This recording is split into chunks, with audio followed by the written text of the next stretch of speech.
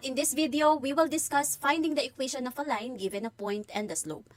So our objective, find the equation of a line given a point and the slope. So again, we have different ways in finding the equation of a line. So depende po yan sa kung ano po ang given natin. So let me show you the table. So if our given is slope and y-intercept, then we will use the slope-intercept form, which is y equals mx plus b. So using this, the slope-intercept form, we can find the equation of a line. So again, kapag ang given ay slope, your m, and your y-intercept. So kapag ang given naman natin ay isang point, so, isang point lang po, kaya sa buwan lang ito. So, isang point at slope naman. So, as you can see, wala tayong y-intercept dito. Then, this time, you will use point-slope form. So, ito naman yung gagamitan natin ng point-slope form. So, ito yung gagamitin nating equation of a line where x and your x sub 1 should not be equal. Okay? Now, kapag given ng 2 points, ito naman ang i-discuss natin sa mga susunod na video tutorials. Now, we will focus here sa point-slope form. So, dapat napanood nyo muna yung slope-intercept form para may idea kayo sa kung paano po ito gagawin. Okay, so let us continue. So, in finding the equation of a line, so let's have an example. Find the equation of the line with a slope of negative 2 and passes through negative 3, positive 2. Okay, so ang una natin gagawin is identify muna natin ang ating mga given.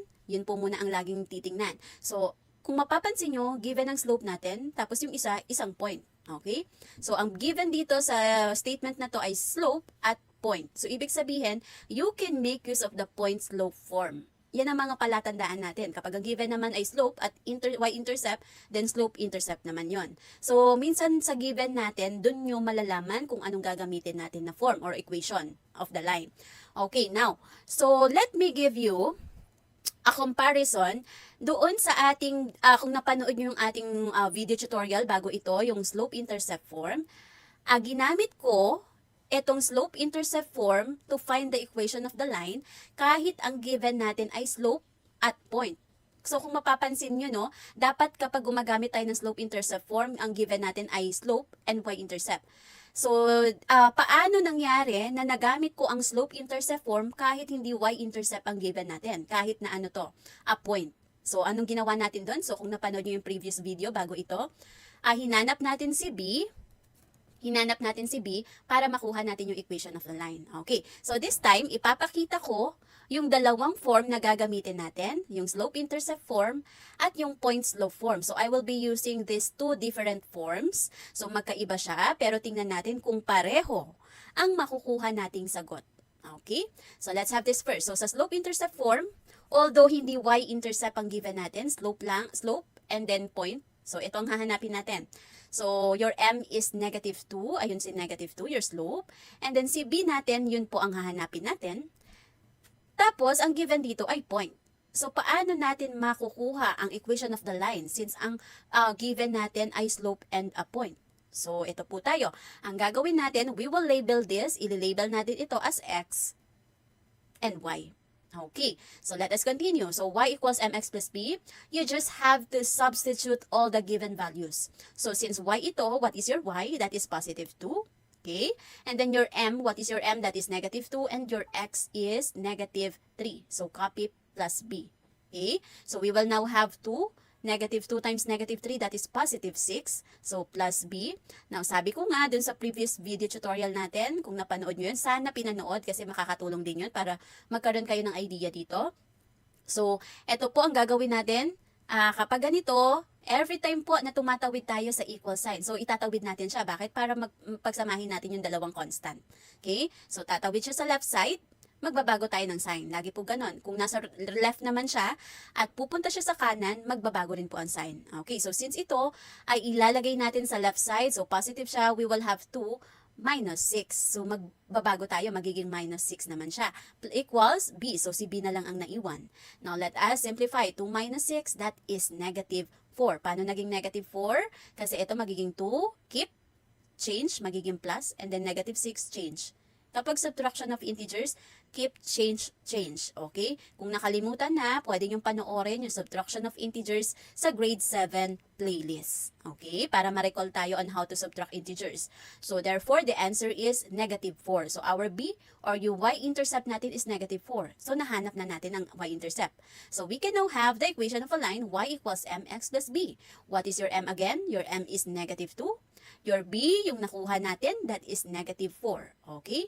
So since hindi tayo po pwedeng ganito, so isi-simplify natin ito. So positive times negative, magiging minus siya ngayon. Okay? So y is equal to negative 2x minus, kasi positive times negative, minus na siya, minus 4. So this is the equation of the line using the slope-intercept form. Okay.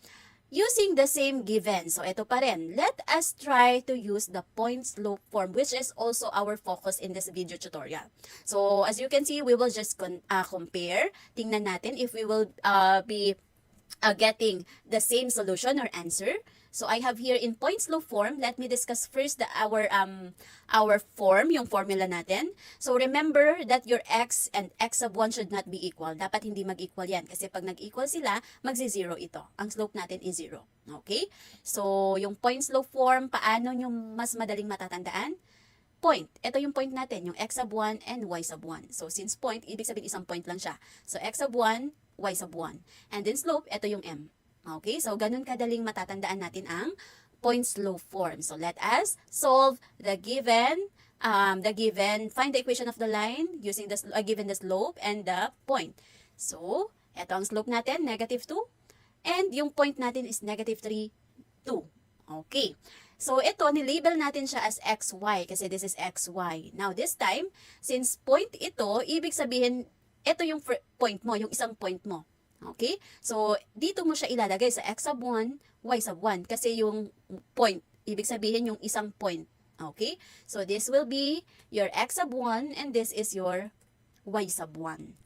Okay? So, this is your x sub 1, this is your y sub 1. So, bakit y sub 1? Kasi we only have one point. Yun ang ibig sabihin nun. Pag nagkaroon ka na ng x sub 2 and y sub 2, ibig sabihin second point mo yun. Okay? So, ayan na po. Importante na man-label muna natin sila para tama ang ating process or solution. So, using the formula, copy natin, y minus y sub 1 is equal to m, your slope, times the quantity of x minus x sub 1. So, ito ang meron tayo. Meron tayong slope, meron tayong y sub 1 and x sub 1. So, bablangko natin yon. So, your y sub 1 is 2. Okay? Your m is negative 2, and your x sub 1 is negative 3. Okay, now, dito tayo madalas nagkakamali. Kapag negative 3 ang given natin dito na coordinate, minsan, ang nilalagay lang natin dito ay 3. Bakit? Kasi akala nila ito na yung negative. Hindi po Ito po ay kasama dito sa form. So, iba pa po ito. Okay? So, yung iba nagkakamali dahil pag naglagay sila ng 3 dito, they thought ito na yung kanilang negative, yung minus na to, hindi po. So, iba pa po ito. So, x minus your x sub 1, which is your negative 3. So, dyan po madalas nagkakamali.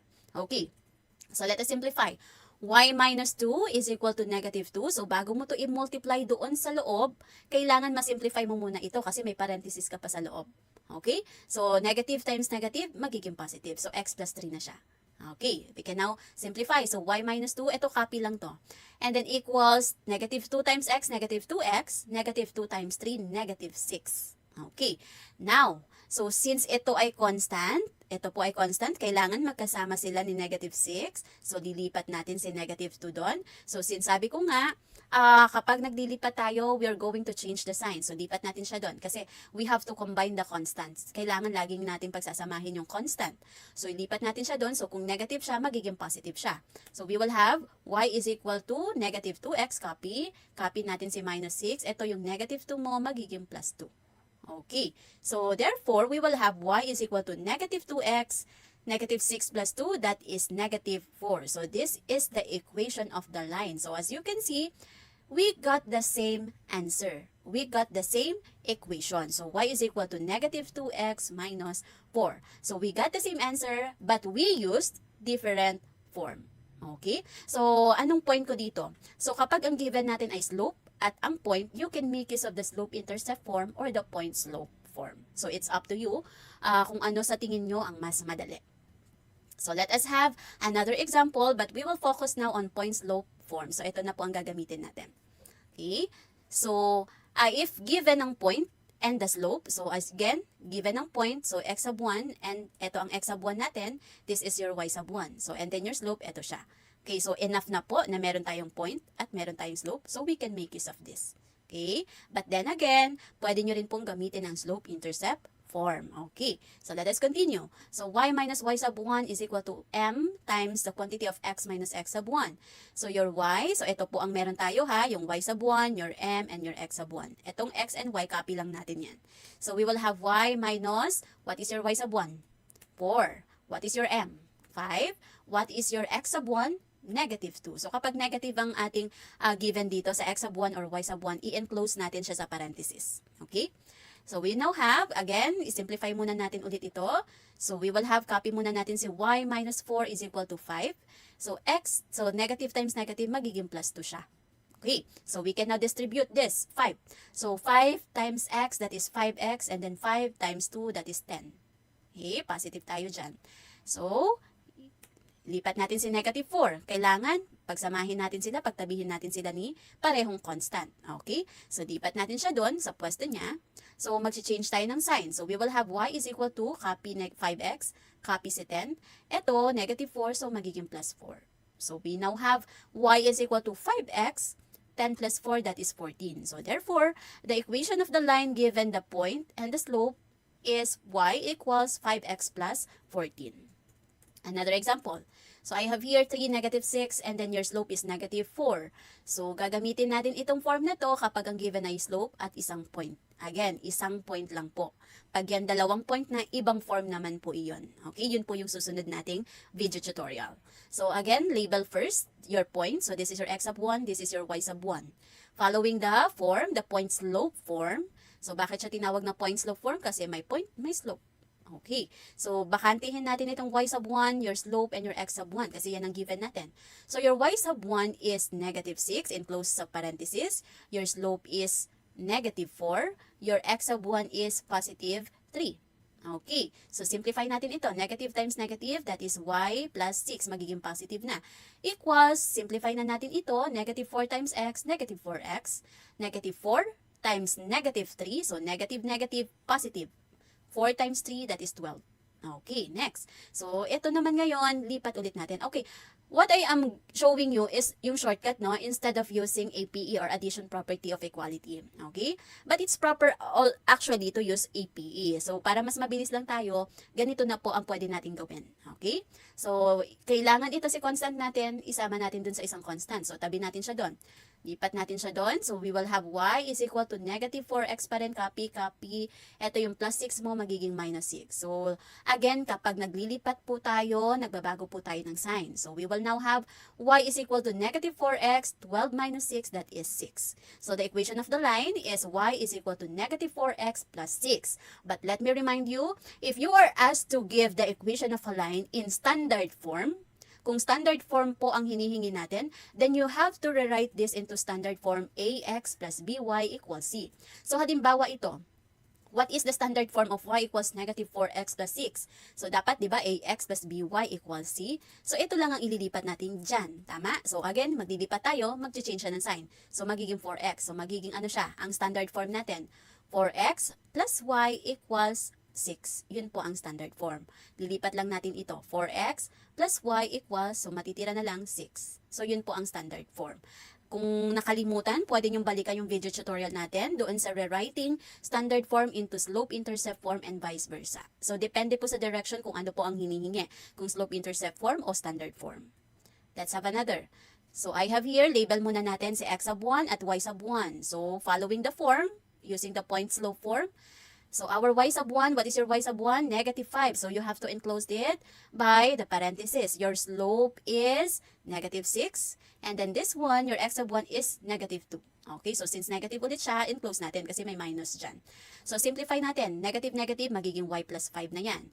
Equals negative 6. Again ha, hindi tayo pwedeng mag-multiply na negative 6 times x agad and then negative 6 times negative 2 hanggat hindi natin nare-remove itong parenthesis niya. Okay? So, ayusin muna natin yung nasa loob. Okay, so negative times negative, magiging positive. So, x plus 2 siya. So, bago tayo mag-distribute. So, we will have negative 6 times x, negative 6x, and then negative 6 times 2, that is negative 12. So, using the so lipat natin siya, sama natin doon, tabi natin siya sa kabila.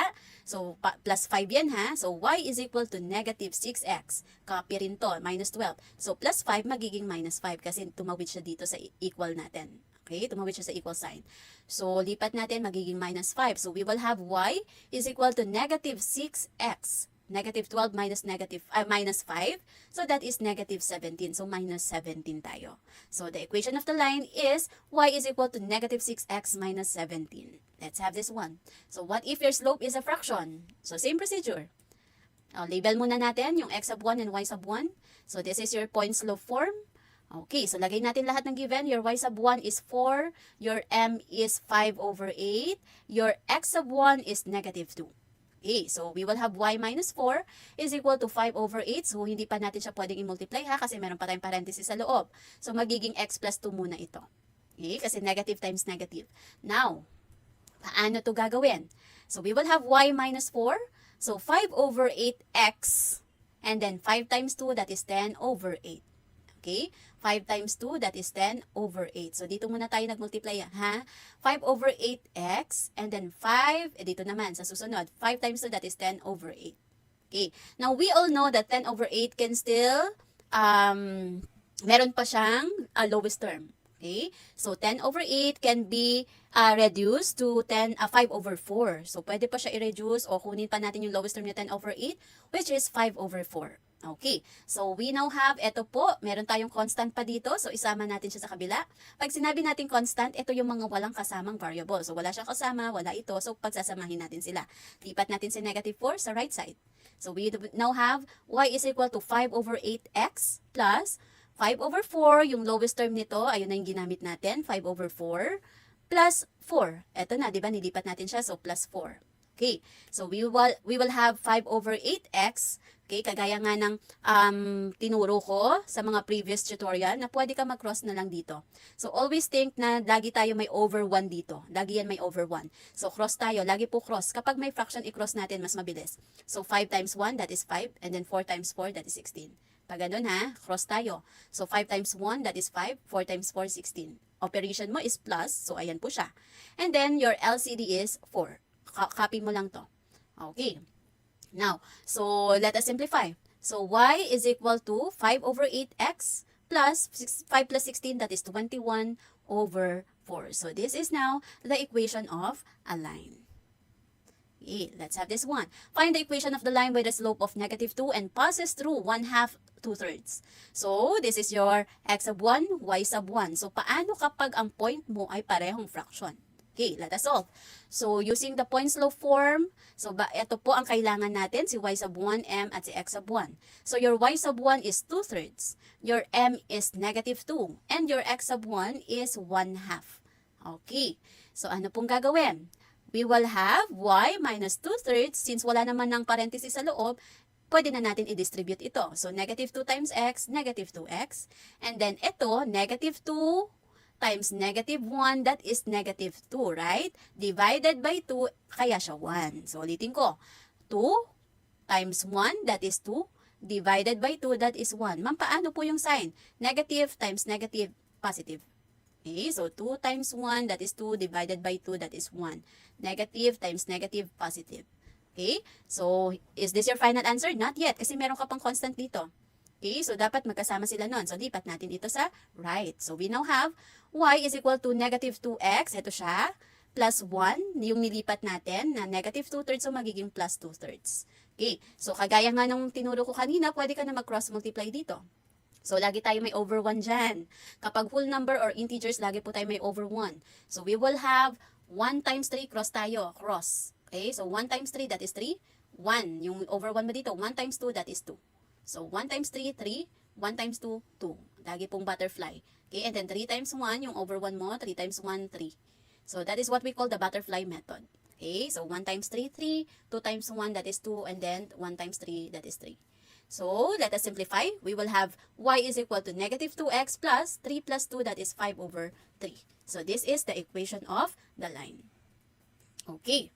It's time for you to answer. So, test yourself for you to assess your understanding. Okay, so let's see. So find the equation of the line given a point and the slope. So here's the given. I'm giving you 1 to 2 minutes to answer. So check nyo po kung tama ang sagot. So just try. You may pause the video kung para hindi ka ma-pressure sa time.